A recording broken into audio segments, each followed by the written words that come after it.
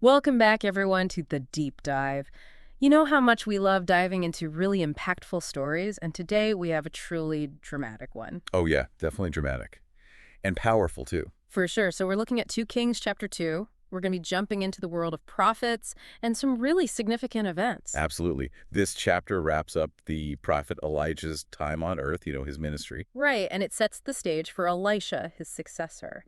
And there's a lot packed into these verses. We're talking about unwavering loyalty, spiritual inheritance, and some serious divine power. It's amazing how relevant those themes still are today, even though this story took place centuries ago. I know, right? And speaking of loyalty, the story kicks off with Elijah and Elisha on this journey. Yeah, and Elijah keeps trying to get Elisha to stay behind, like, hey, you can wait here, I've got to go to Bethel. But Elisha's like, nope, not leaving your side. Yeah, yeah, He yeah. actually says, as the Lord lives and as your soul lives, I will not leave you. Wow. Talk about commitment, huh? He says that 3 times. In Gilgal, Bethel, and Jericho, Elisha just keeps repeating it. It's such a powerful statement. Mhm. Elisha knew Elijah's time was coming to an end. He was aware of what was about to happen. Oh, yeah, it was no secret. Even the other prophets, the sons of the prophets, they knew too. They even asked Elisha, hey, do you know the Lord's taking your master today? And Elisha's like, yeah, I know, be quiet. It's like this sense of foreboding, but also acceptance. Like they knew it was God's plan and they were going to see it through. It really shows a deep level of trust in God's timing, even when it involves something as difficult as saying goodbye. Definitely. Okay, so picture this. They arrive at the Jordan River, and it's time for a dramatic crossing. Yeah, this part is incredible. Elijah takes his mantle, rolls it up, and strikes the water, and the water splits. They just walk right through on dry ground. Just like that. That image is so powerful, like parting the Red Sea, God's power on full display. Right. Talk about a show of force.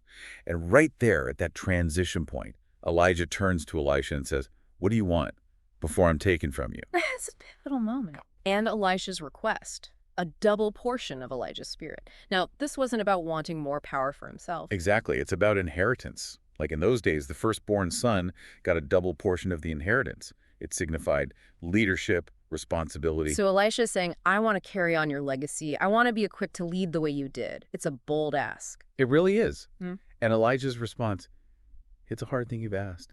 He knew it wasn't up to him alone. Yeah. God had to be in it. That's where things get really interesting. As they're walking and talking, bam, a chariot of fire, horses of fire. Elijah is swept up in a whirlwind, taken straight to heaven. Can you imagine witnessing that? Elisha cries out, my father, the chariot of Israel and its horsemen.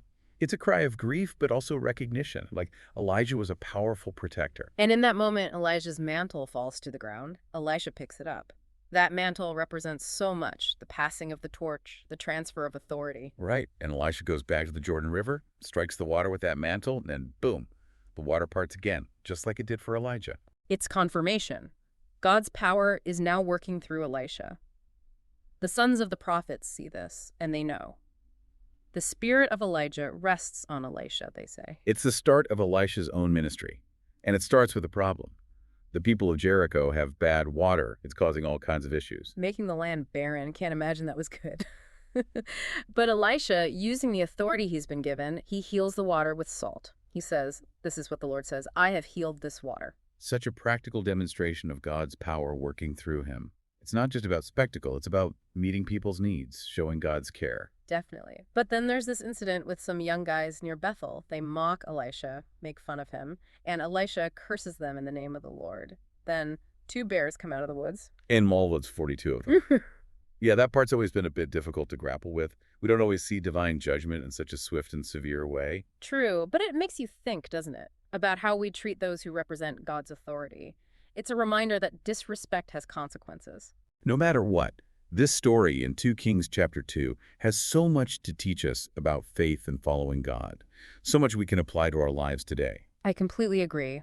Elisha's loyalty, his commitment to staying by Elijah's side, it's inspiring. It makes you think about where we need that kind of steadfastness in our own lives, whether it's in relationships, our work, or our faith. Definitely. And asking for that double portion of the Spirit, that's a powerful lesson too. We can be bold in asking God for what we need to fulfill his purposes for our lives. It's not selfish to ask for the strength, wisdom, and resources to do what God's called us to do. Right. And those miracles, the Yep. parting of the Jordan, the healing of the water, it's reassurance that God is active, that he can do what seems impossible. And even though leaders change, God's work continues. There's always someone to carry the torch, to keep moving forward. We see the importance of mentorship, of training up the next generation. Absolutely. And that incident with the youths, as tough as it is, it reminds us to be careful how we approach spiritual authority, to show respect and to listen to what God might be saying through those gods He's placed in leadership. At its core, this chapter points us to a God who is involved in our world. He guides, he provides, he protects, and he empowers us to live out his purposes. Elisha stepped into a huge role, and God was right there with him. And that's the encouragement we can take away. If God calls you to something, He will equip you, just like He did for Elisha. So as you go about your day, I want you to consider something. What mantle are you being called to take up?